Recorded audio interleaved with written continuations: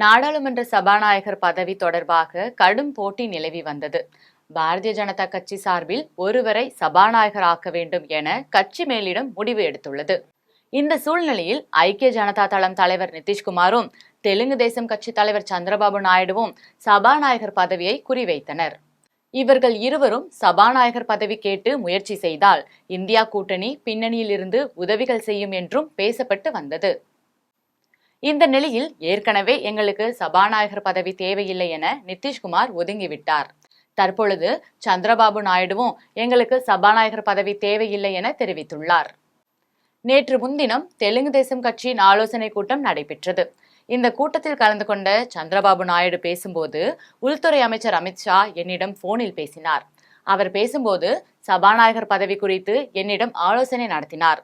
நான் தெலுங்கு தேசம் கட்சிக்கு சபாநாயகர் பதவி தேவையில்லை என்று கூறிவிட்டேன். எங்களை பொறுத்தவரையில் ஆந்திர மாநிலத்திற்கு அதிகபட்ச நிதி தேவைப்படுகிறது. ஆந்திர மாநிலம் இப்பொழுது கஷ்ட நிலைமையில் இருக்கிறது.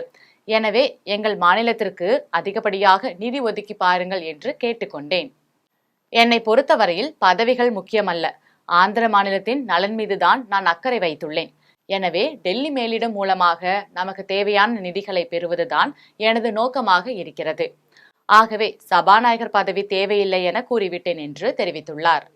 இதன் மூலம் நாடாளுமன்ற சபாநாயகர் தேர்ந்தெடுப்பது குறித்த பிரச்சனைகள் முடிவுக்கு வந்துள்ளது. எனவே தேர்தல் எதுவும் நடைபெறாமல் பாரதிய ஜனதா கட்சியே தனது சார்பில் ஒருவரை நாடாளுமன்ற சபாநாயகராக நியமிக்கும் என தெரிகிறது.